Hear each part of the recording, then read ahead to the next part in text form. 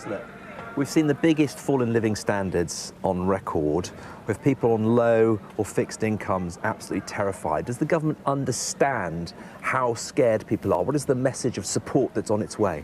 Yeah, very much so. This is a difficult time. There are no easy options.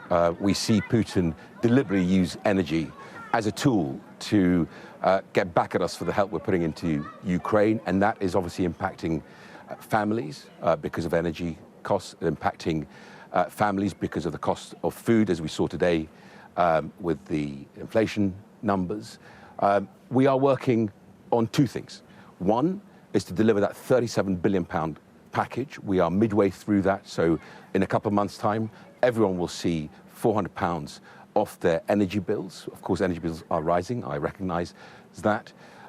Those who need additional help will see more help through the Household Support Fund, which we're extending till March of next year, working with local authorities who know those families that need that additional help.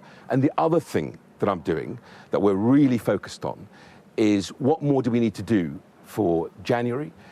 We prepare all the options ready for the incoming Prime Minister on the 5th September to hit the ground running of what more we can do, whether it is the green levies that we need to remove to help with those energy bills, cutting taxes, increasing our gas production here at home.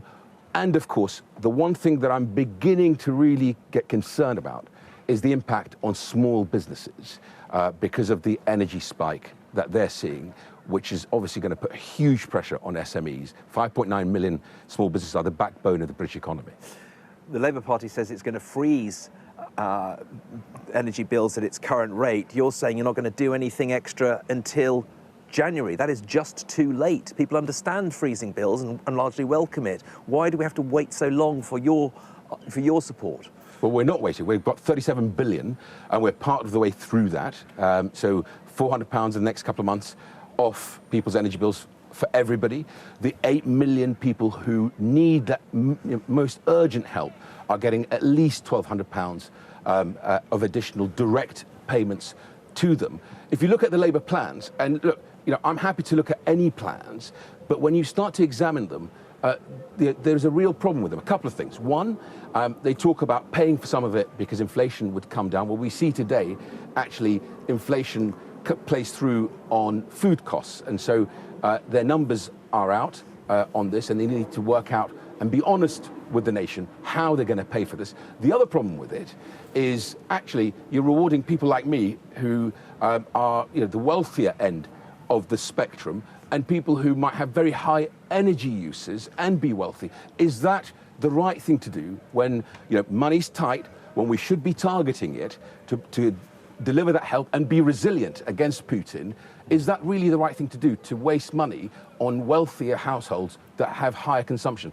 I don't think that's right with respect to Keir Starmer. So he needs to really sort of explain why he thinks that right. It could be up to, if this is prolonged, up to 90 billion of spend when we've already obviously spent 408 billion on the COVID response, and we're spending 37 billion now.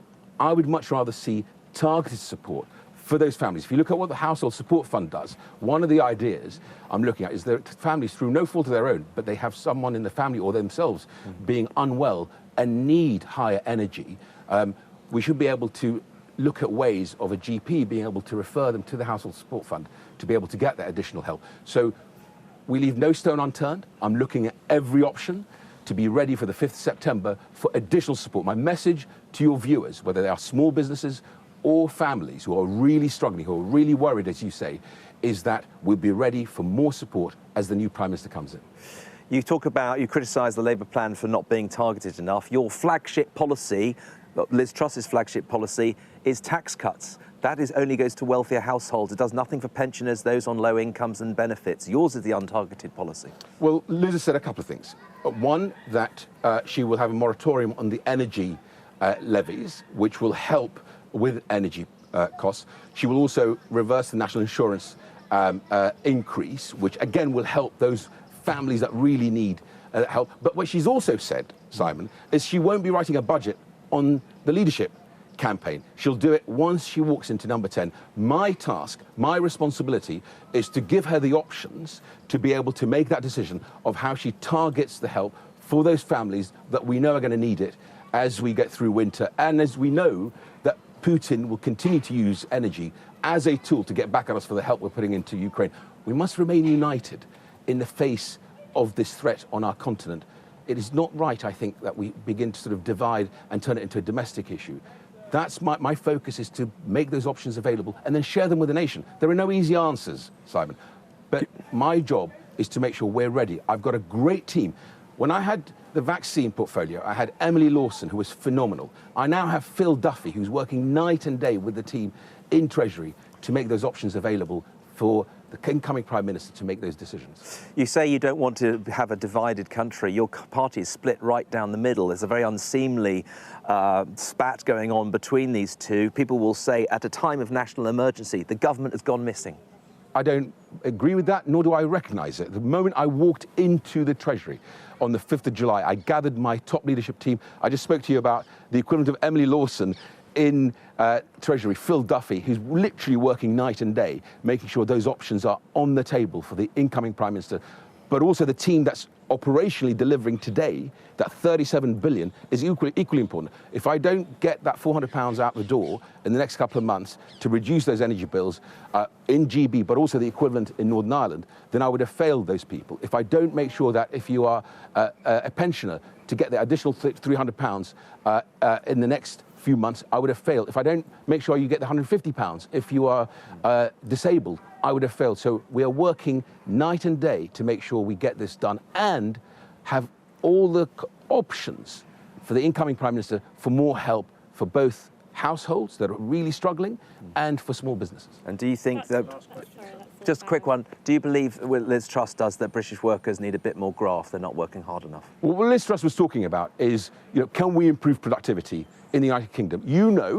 Because you follow these things very closely, is every percentage point of productivity improvement means the economy improves. We pay for more nurses and doctors and teachers, as we see in this brilliant school with the holiday activities programme that they're running here, and all the other services that we need, and of course have that safety net for those people who need it most. That's what Liz is all about.